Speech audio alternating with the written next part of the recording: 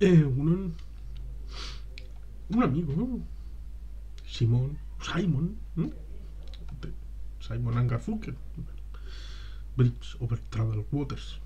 ¿No? Bueno, no es el partener del señor Art Garfunkel, no. Pero comentó un titular de una incursión a la prensa del PNV y que ya lo he visto, pero que bueno, está bien. Como es de Georgia a Córcega, el PNV reactiva su soberanismo fuera de España. Es una cosa interesante, aunque un tanto ecléctica, como puede ser el asunto de esas relaciones con Georgia y con Córcega. Digamos que si hubiera titulado yo, lo hubiera titulado con la idea de que el PNV retoma las relaciones internacionales físicas, presenciales, después de estos paréntesis,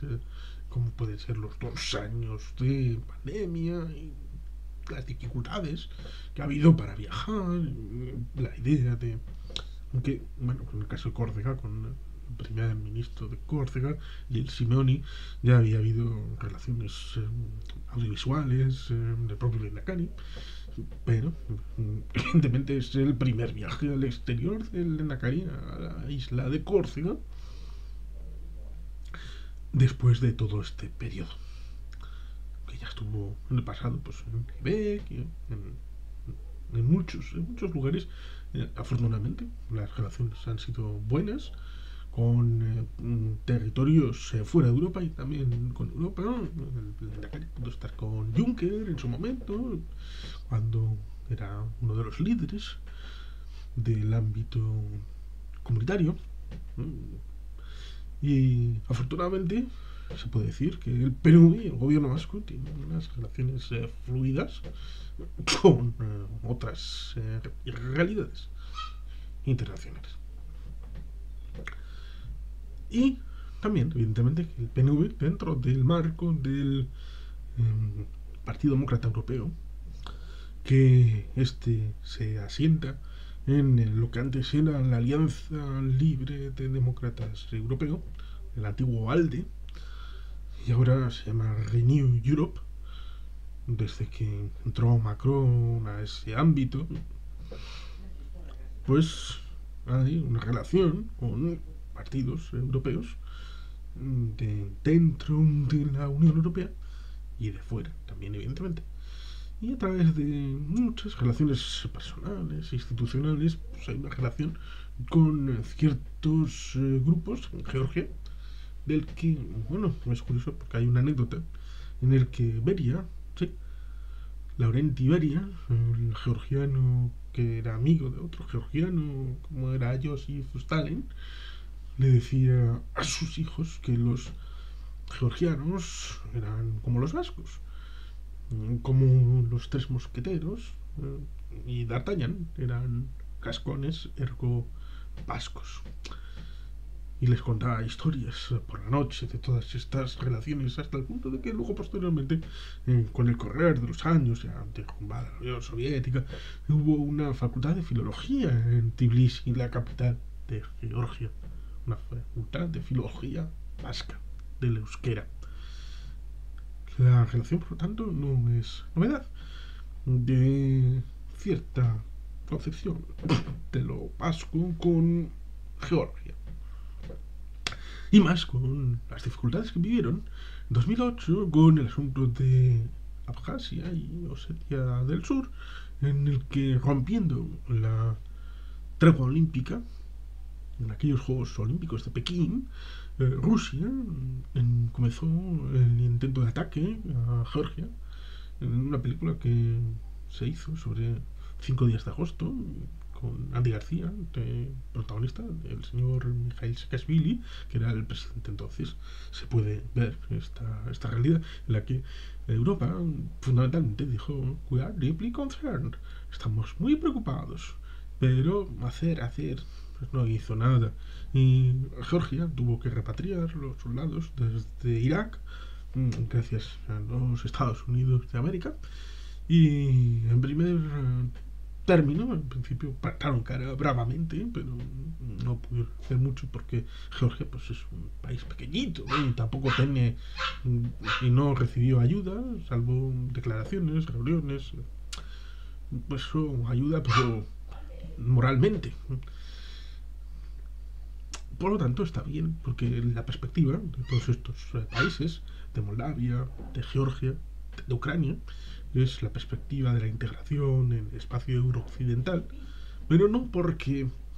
hayamos cooptado sus mentes, les hayamos lavado el cerebro, sino porque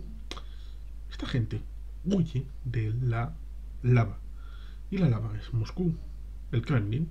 sean los zares rojos, blancos o negros.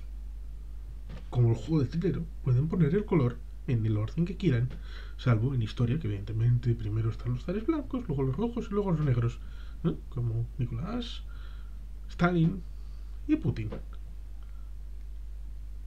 Y al final, la geopolítica y la geoestrategia pues, han llevado a que la visión hacia el exterior de Rusia siga siendo la misma con unos, con otros y con otros.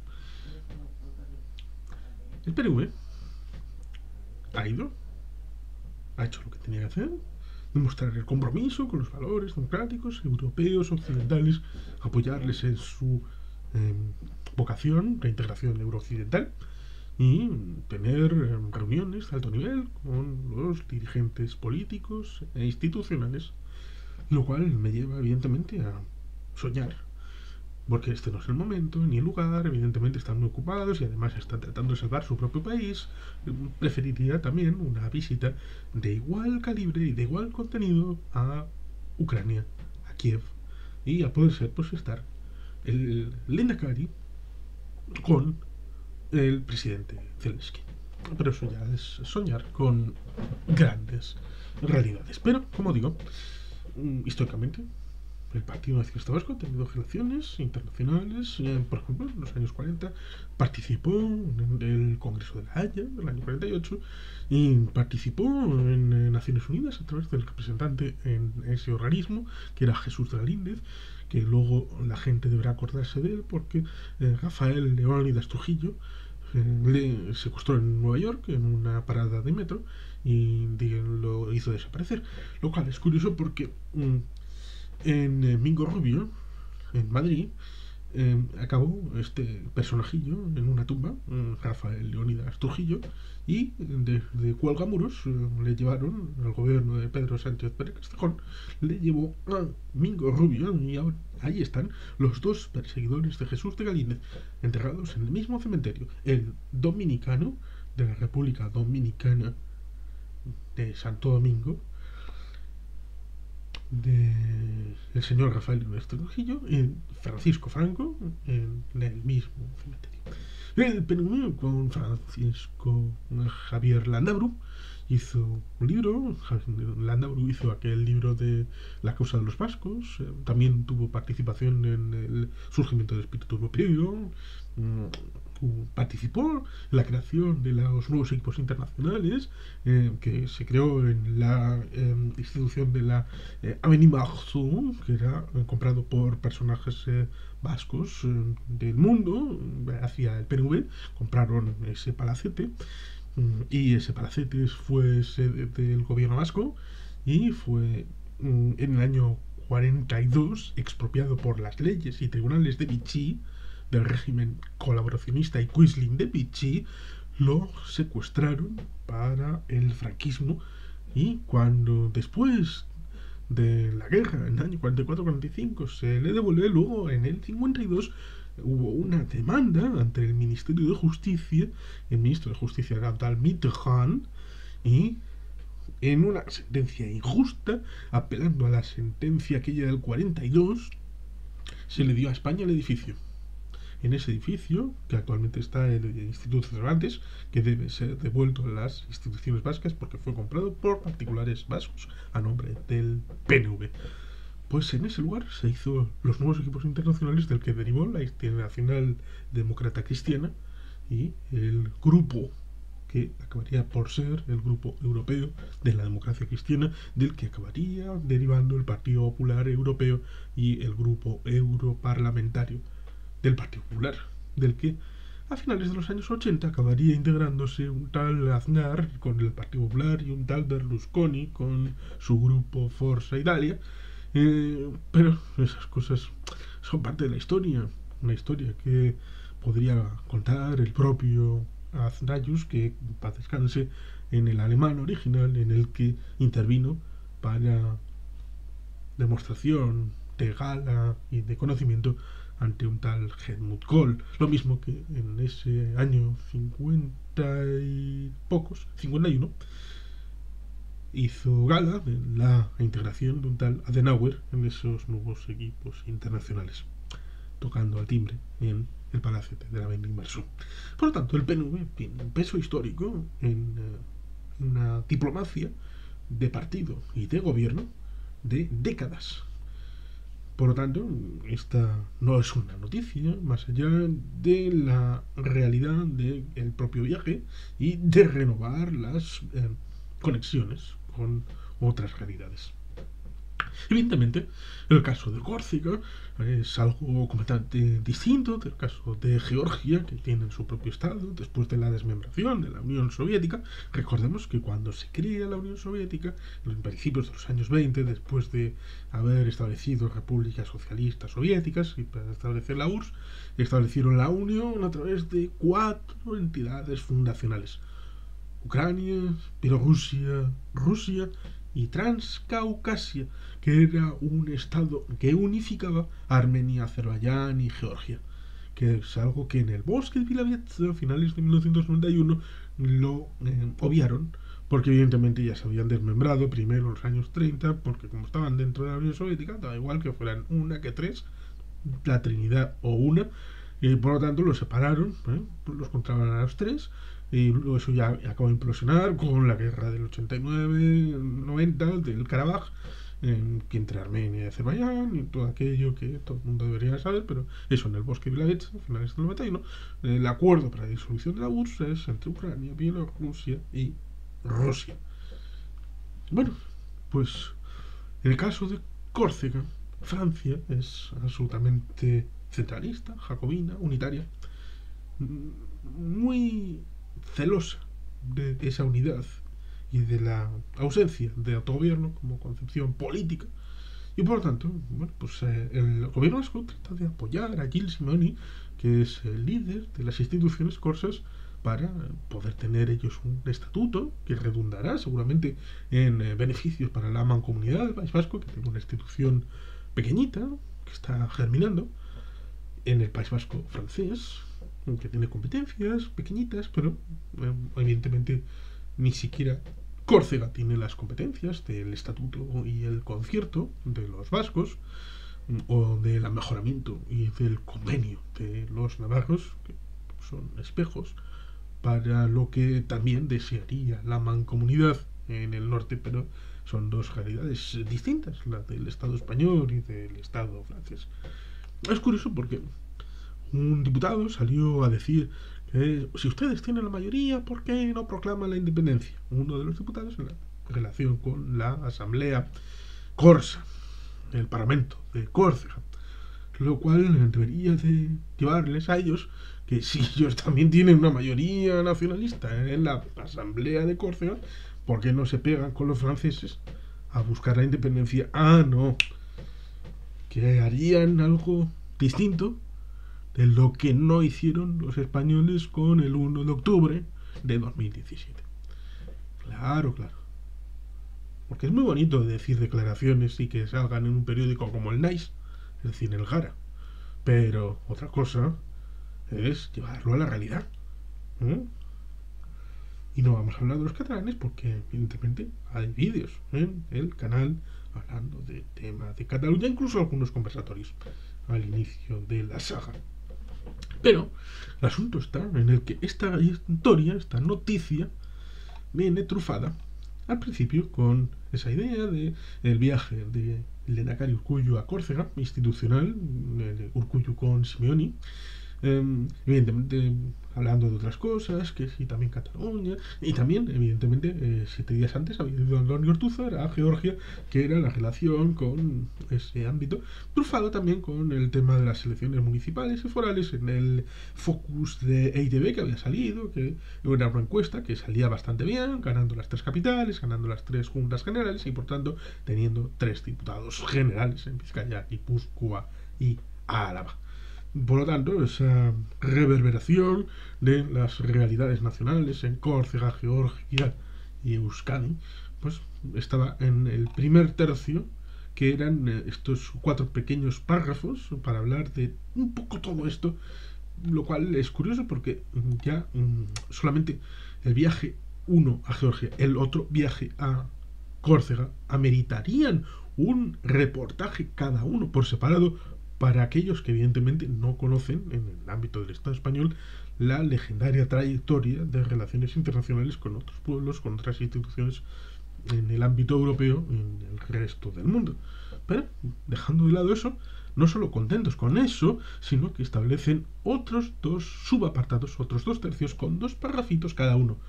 El segundo habla de cumplir lo firmado, lo cual es curioso porque habla de lo relacionado con el papel del 30 de diciembre de 2019 previo en una serie de días a la investidura de Pedro Sánchez Pérez Castejón en el 4 de enero del 2020.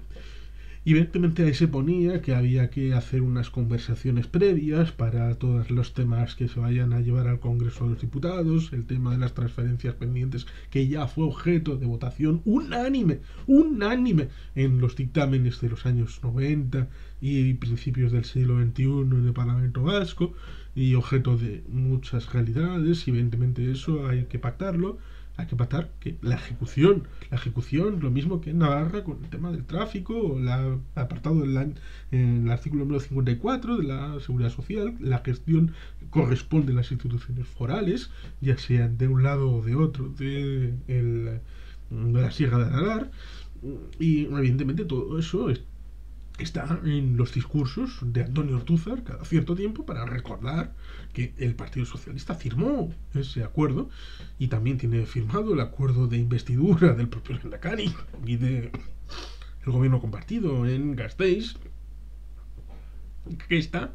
establecido respecto a esas cosas de que cuando uno firma algo hay que cumplirlo. Eso no debería de sorprender a nadie. Y además